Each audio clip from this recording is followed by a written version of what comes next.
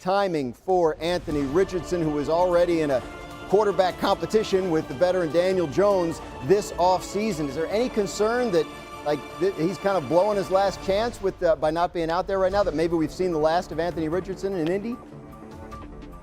Yeah, I don't know if we've seen the last of him, but I tell you what, it is very concerning because ever since he's been there, the health has been a concern. You can't get him on the field to get him better because he's not healthy. You can't get him on the field to get him better because now you're always trying to use his athleticism and run the football. He has got to be healthy. He's going to be in a true quarterback battle with Daniel Jones there, and he needs to be healthy to win that. More importantly, I think he needs to take that next step because you see a lot of quarterbacks, by the time they get to this point in their career, you know whether or not he can be a franchise quarterback.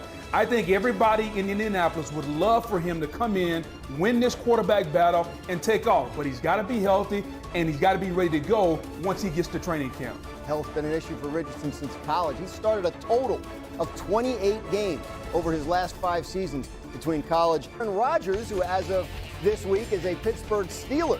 Rodgers signed his contract with the Steelers early this week and has joined his team for minicamp.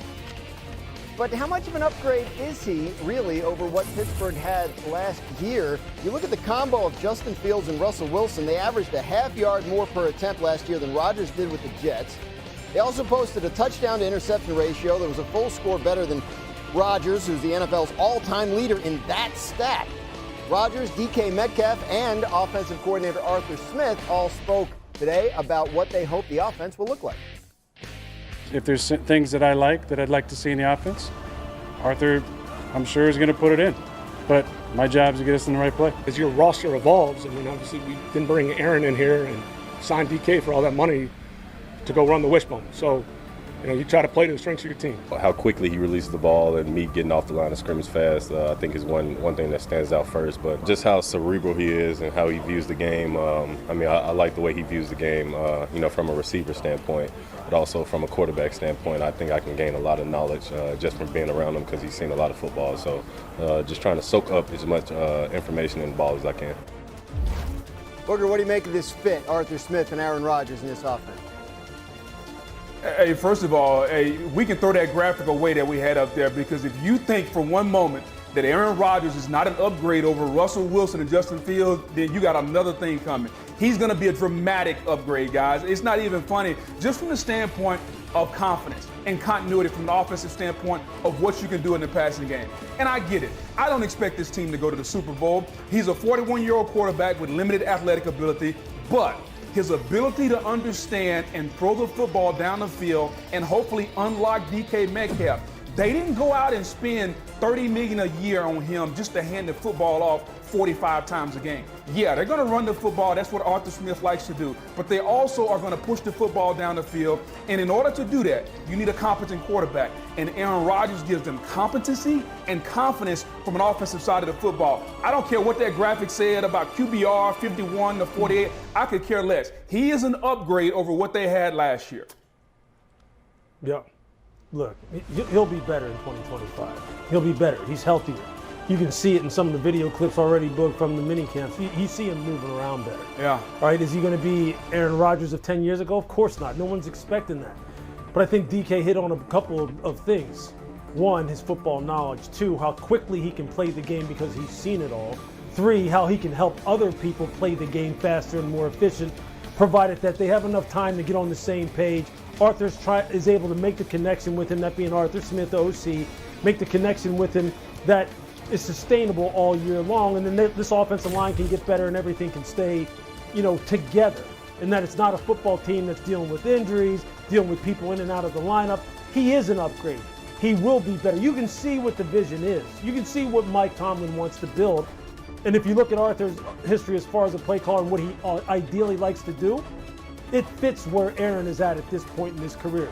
I said early on, they need each other. The team needs him. He needs this kind of team. Let's just see if it works now. Well, where he is at this point in his career, though, is, he's a one-year fix. He's 41 years old. He signs a one-year deal. RC, You've talked about this, how the team still needs to address this for the long term. But are there any concerns about a team sort of galvanizing around a guy that they know is only there for a short period of time? You ain't got to galvanize around Aaron Rodgers. You just need Aaron Rodgers to play good football. Aaron Rodgers doesn't have to come in and be the leader of this team. You have guys like Cam Hayward on that team. You have guys like T.J. Watt, Mika Fitzpatrick.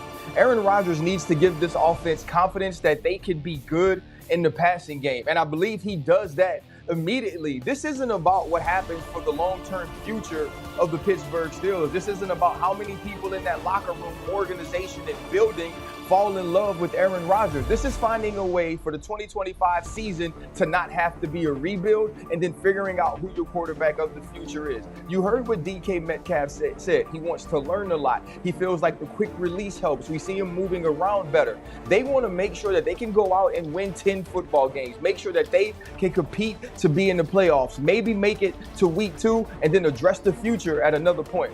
Aaron Rodgers does not have to be the dude that has to give the pregame speech every game. What he needs to do is be the dude that keeps this offense moving, and I believe he can do that. Jets and Steelers will meet in week 1. It'll be the first season opener in the history of the NFL between starting quarterbacks who started for the opposite teams the year before. So is it an Aaron Rodgers revenge game? Micah Parsons has been at mandatory minicamp, even though his highly anticipated contract extension is still not done. It will not surprise you to hear that Micah Parsons was talking about it. Some people like to take their time more than others, you know what I mean? Can't rush the process. He wants the deal to go as cleanly as possible. I want the deal to go as clean as possible. I just keep on working. You know, at the end of the day, man, like, you know, I still love football. I think it's still about football. I understand the business side always kind of creeps in every couple years in the football world, but I just keep it about football. Booger, this was going on with Dak Prescott last year. He signed like on the day the season started, Sunday morning. What do you make of the way the Cowboys are handling Micah? I mean, I think we all know. Like, I disagree with it. We disagreed with CD. We disagreed when it came to Dak. We disagree with it now. But like Jerry Jones is a smart businessman. Like, you don't have one of the wealthiest franchises in all of sport without being smart. So, like, there's got to be a reason he keep doing this. I just have no idea what it is. The price is only going to go up. It's going to wind up being $41, $42 million a year. Could have had it done a while ago, but for some reason, Jerry, who's a shrewd businessman, who has advertising on everything at AT&T Stadium, who's made probably more money than any owner since he's been owning the Cowboys, he refuses to do these deals when we all think they should be done. He's got to have a reason. I just have no earthly idea what it is. Yeah, you know what, man? I start to think sometimes, and I heard someone else maybe mention this today, but I think Jerry likes the theatrics of it all. He just likes to be singularly in focus and have everyone just talking about him at that moment so he can go, look at what I did. I got him signed to the biggest contract ever. It's like, that ain't good business. What do you mean good? That's not good business. But hey, it's his business, right? Because it doesn't make sense.